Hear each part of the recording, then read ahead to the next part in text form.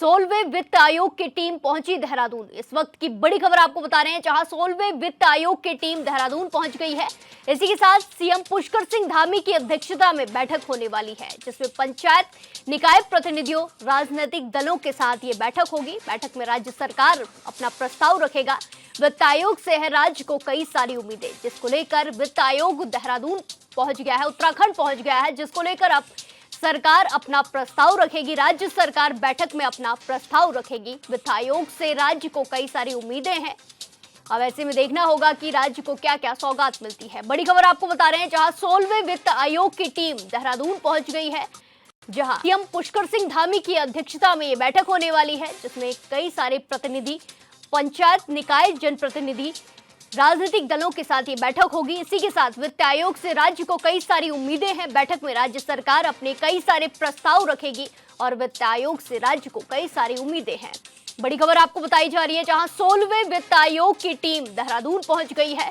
इसी के साथ सीएम पुष्कर सिंह धामी की अध्यक्षता में बैठक होगी। बैठक में पंचायत, जनप्रतिनिधि, राजनीतिक दल के साथ बैठक की जाएगी, जिसमें राज्य सरकार अपने प्रस्ताव रखेगी और वित्त आयोग से राज्य को कई सारी उम्मीदें हैं। ऐसे में देखना होगा कि क्या क्या सौगात राज्य को मिलती है।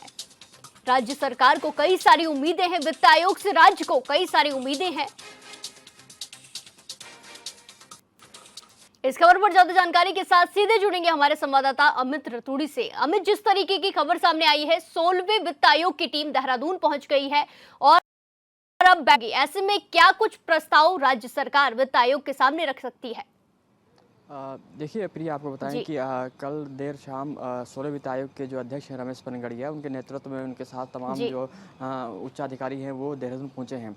आज जो है सचिवालय में ये बैठक होगी। मुख्यमंत्री पुष्कर सिंह धामी की अध्यक्षता में ये बैठक होगी। 16 वित्त आयोग के जो अध्यक्ष रमेश पनगड़िया वहाँ मौजूद रहेंगे। सचिव तमाम और उसके साथ साथ जो अलग अलग विभागों के उच्च स्तरीय जो अधिकारी हैं वो वहाँ मौजूद रहेंगे। अगर हम बात करें तो सरकार कई सारे प्रस्तावों को जो है आयोग के अध्यक्ष के समक्ष रखेगी, जिनमें वनाग्नि की घटनाएं की हम बात करेंगे, क्योंकि जिस तरीके से लगातार हर साल राज्य में जो है वनाग्नि की घटनाएं होती हैं, उसको आपदा में घोषित करना की बात हो, ग्रीन बोनस की बात हो। इसके अलावा हम बात करें केंद्र पोषित योजनाओं में राज्य को जो अनुदान मिलना है उसको बढ़ाए जाने की बात हो।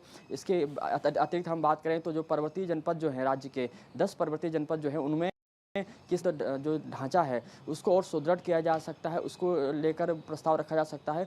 तो राज्य सरकार को कई सारी उम्मीदें हैं वित्त आयोग से, और इन प्रस्तावों को राज्य सरकार वित्त आयोग के समक्ष रखेगी, जिसके बाद वित्त आयोग इसको जो है इस पर विचार विमर्श करके राज्य को इन चीज़ों की सौगातें दे, जिन चीज़ों पर मोहर लगाएगी उनके सापेक्ष वहाँ पर जो है अनुदान राज्य सरकार को वित्त आयोग के द्वारा दिया जाएगा। इसके अलावा देर शाम को फिर पंचायत की बात करें, नगर निकायों के जनप्रतिनिधियों की बात करें और राजनीतिक दलों के साथ जो है आयोग की बैठक होगी, उनके साथ विचार विमर्श किया जाएगा।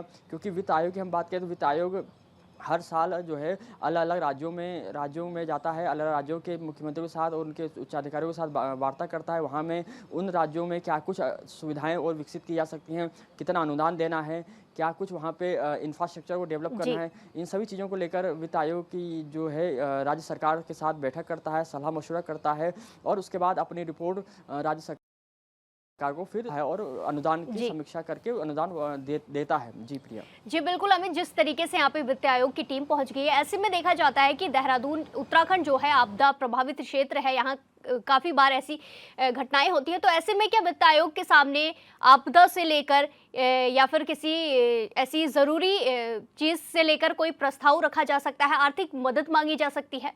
जी, निश्चित तौर पर आपने बिल्कुल सही कहा कि बिल्कुल देखिए, जैसे मैंने आपको बताया कि वनाग्नि की जो घटना है वो हर साल राज्य में साल दर साल लगातार बढ़ती जाती हैं। प्राकृतिक आपदाओं के मामले में उत्तराखंड चूंकि एक पर्वतीय राज्य है, ऐसे में लगातार यहाँ पे आपदाएं आती रहती हैं। कभी भी कोई भी आपदा आ सकती है, कभी हर साल आती हैं।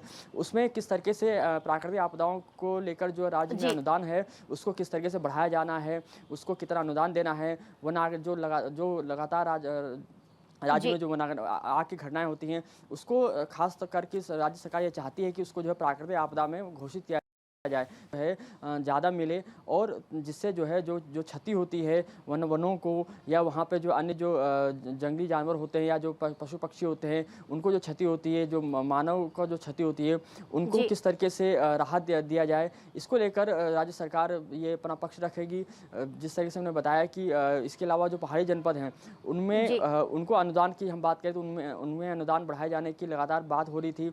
इसके अलावा ग्रीन बोनस की लगातार मांग उठती आ रही है कि ग्रीन बोनस को जो है जो वित्त आयोग जो है ग्रीन बोनस राज्य सरकार को दे, ताकि जो है जो पर्वतीय जनपद हैं और साथ साथ जो अन्य जनपद के बात हम करें मैदानी जनपदों में, वहाँ पर आधारभूत जो ढांचा है उसको और अधिक मजबूत किया जा सके और अधिक विकसित किया जा सके, ताकि जो है बुनियादी सुविधाएं वहाँ पर और अधिक तरीके से मजबूत हो सके।